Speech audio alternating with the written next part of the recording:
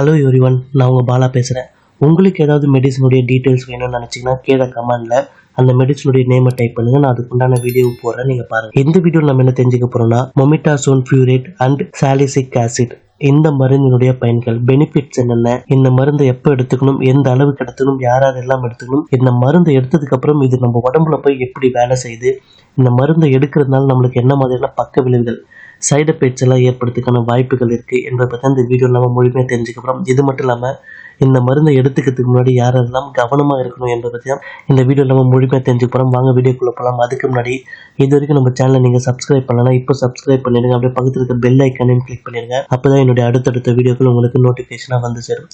First, இந்த மருந்தினுடைய பயன்கள், benefits என்னென்ன என்பதை தெரிஞ்சுப்போம். இந்த மருந்து சொரியாசிஸ் மற்றும் நீண்ட கால தோல் இன்ஃபெக்ஷனுக்கு, குரோனிக் எசிமா மற்றும் செப்ரோயிக் டெர்மட்டிஸ்ன்னு சொல்லக்கூடிய இன்ஃபெக்ஷனுக்கும், தடிமனான மற்றும் செதில் போன்ற ஸ்கின் நோய்களுக்கும், ஸ்கின் ரெட்னஸ், அரிப்பு மற்றும் தோல் உரிதல் உள்ள சில ஸ்கின் நோய்களுக்கும் இந்த மருந்து பயன்படுது. முக்கியமான பயன்கள் என்னன்னு பார்த்தீங்கன்னா, அரிப்பை விரைவாக குறைக்கும், ஸ்கின் ரெட்னஸ் மற்றும் இன்ஃபெக்ஷனை குறைக்கும், தடிமனான மற்றும் உலர்ந்த தோலை மென்மையாக்கும், ஸ்கின்னை சாஃப்டாக்கவும், சொரியாசிஸ் பிளேக்கை குறைக்கவும் மற்றும் தோல் உரிவதை குறைக்கவும் இந்த மருந்து பயன்படுது. அடுத்து, இந்த மருந்து நம்ம உடம்புல எப்படி வேலை செய்யுது என்பதை தெரிஞ்சுப்போம். இதுல மொமெட்டாசோன் ஃபியூரேட் இருக்கு. இது ஒரு ஸ்டெராய்டு மருந்து. இது என்ன பண்ணுது அப்படின்னு பார்த்தீங்கன்னா, இன்ஃபெக்ஷனை ஏற்படுத்தக்கூடிய புரோஸ்டாகிளாண்டிஸ் மற்றும் லியூகோட்ரைனிசிஸ் போன்ற வேதிப்பொருட்களுடைய உற்பத்தியை குறைக்குது. நம்ம உடம்புல சுரக்கக்கூடிய இந்த கெமிக்கல்ஸை கண்ட்ரோல் பண்றதுனால ஸ்கின் அரிப்பு, ஸ்கின் ரெட்னஸ் மற்றும் வீக்கம் இவைகளை குறைக்குது. அடுத்து, சாலிசிக் ஆசிட் இருக்கிறதுனால இது என்ன பண்ணுது அப்படின்னு பார்த்தீங்கன்னா, ஸ்கின்னுக்கு மேலே இருக்கக்கூடிய இறந்த மற்றும் தடிமனான செல்களை அகற்றுது. ஸோ இதனால ஸ்கின்னு சாஃப்டாக மாறுது. அது மட்டும் இல்லாமல் மொமெட்டாசோன் மருந்து தோலுக்கு அடியில் ஊடுருவி சென்று வேலை செய்ய இந்த மருந்து ஹெல்ப்ஃபுல்லாக இருக்கு. அடுத்து, இந்த மருந்து எப்படி பயன்படுத்தணும் அப்படின்னு பார்த்தீங்கன்னா, உங்கள் கைகளை நல்லா சுத்தமாக கழுவிட்டு, பாதிக்கப்பட்ட அந்த பகுதியை சுத்தமாக கழுவிட்டு வாஷ் பண்ணிவிட்டு, அது ட்ரை ஆனதுக்கப்புறம், அந்த பகுதி உலர்ந்ததுக்கப்புறம் இந்த மருந்தை சிறிதளவு எடுத்து மெல்லிதாக தடவி விடணும்.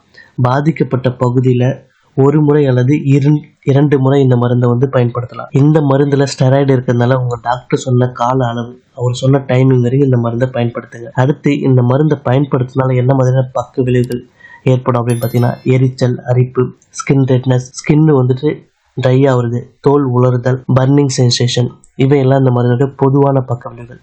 இன்கேஸ் நீங்க நீண்ட காலம் இந்த மருந்தை பயன்படுத்தினீங்கன்னா அதுக்கு என்ன மாதிரியான பக்க விளைவுகள் வரும் அப்படின்னு பார்த்தீங்கன்னா, ஸ்கின்னு மெல்லிதா மாறும், திக்கா இருக்கக்கூடிய ஸ்கின் தின்னா மாறிடும். அடுத்து, ஸ்ட்ரெச் மார்க்ஸ் ஏற்படும், தோலில் நிறம், ஸ்கின்னோட கலர் சேஞ்சஸ்க்கான வாய்ப்புகள் இருக்கு, முகப்பரு இன்க்ரீஸ் ஆகும்.